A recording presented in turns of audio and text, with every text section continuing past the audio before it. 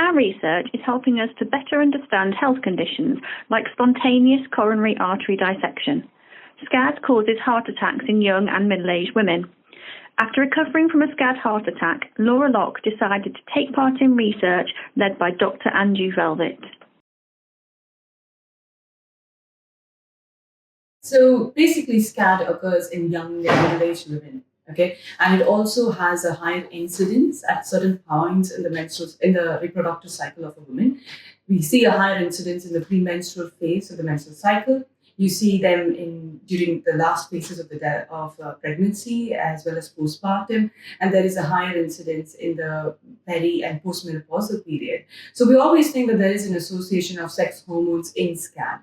So our goal is to find out what this association is, what it does to the vessels that makes it so vulnerable. So how we do it is by basically two projects that we're looking at. One is the women of childbearing age, so women who are less than 45 years of age, still having regular periods and who are not on any hormonal contraception. So we're looking at 30 SCAD patients and 30 healthy volunteers to compare, SCAD patients with. And we perform investigations like cardiac MRI, ultrasound, exercise test, and we measure the hormone levels as well at 2 points in the menstrual cycle when the hormone levels are the lowest and the highest. And then we look at the difference and compare it between SCAD and healthy volunteers. So that's the first project. And the second one is looking at what HRT does. And this basically originated from patient-led questions, actually, because they wanted to know if hormones can help in managing post-SCAD chest pain. Post-SCAD chest pain is very common in patients after SCAD, which actually causes a lot of psychological impact, more than physical impact, actually. And so we want to know if hormones can be helpful, and also about HRT in peri and postmenopausal women. Some of them are refused HRT, saying that, HRT could trigger SCAD, although there is no clear evidence of it. So that's the second project. The prognosis itself is actually good because SCAD tends to affect only a small portion of the heart. So in terms of like heart failure and things, it's actually the prognosis is good, and the SCAD itself actually heals spontaneously. So that is why it's managed conservatively nowadays. Only a few requiring stents and bypass surgeries, but there is a small risk of recurrences. And I'm hoping the study also gives a light on what we can do to prevent recurrences and how sex hormones have a role to play in preventing recurrences. Otherwise, prognosis is good. When I hear about any study to do with SCAD, I want to be involved if I can, because I just think it's so important to find a sense of purpose because of what's happened to me. So I think there was a post put on the Facebook group for BeatSCAD, and I contacted Andrew before I knew it. I was up here in the MRI.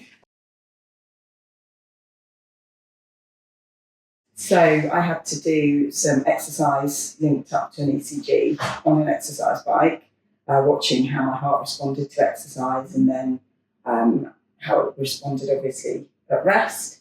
I had a Stroop test in an MRI where Andrew looked at my heart under different sort of stresses. So I had to do some exercise strapped into a stepper. And I had to do this sort of stress function test, I think it's called.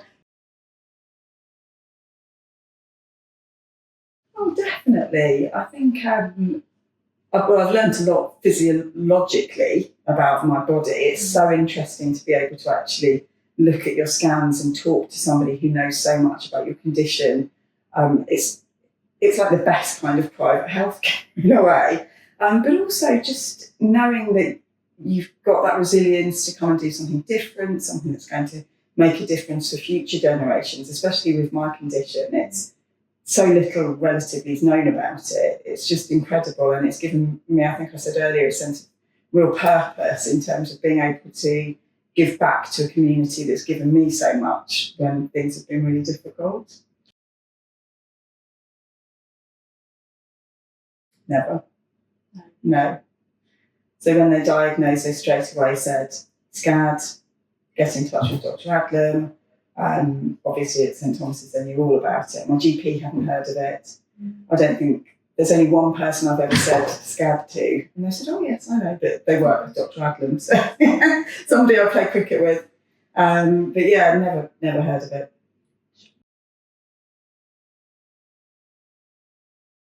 I've been really, really lucky. I take a low dose of beta blocker every day just to keep my heart rate down, coupled with a decent amount of exercise. I try and get more sleep, drink more water, just all the sensible things for heart health anyway. But no surgery. I take aspirin every day. And that's it. I have to try and avoid stress.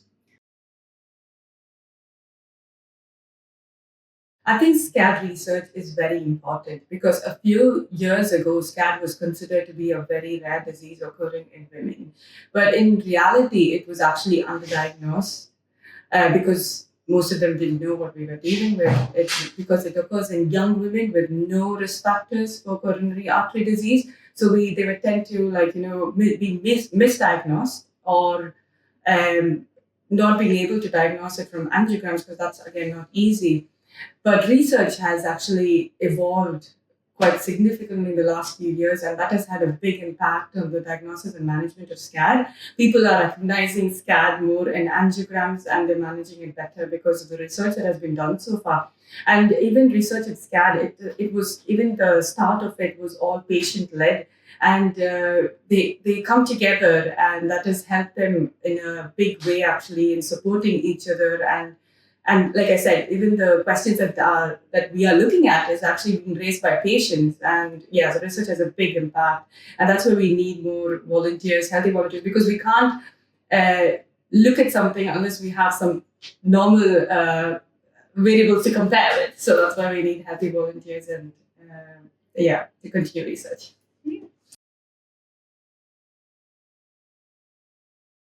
Go for it. Absolutely. Like I say, it's just so important to move the science forward, but also the people you meet, the relationships you form, the information you're given, the insight into your own health that you get that otherwise you just wouldn't have a clue about.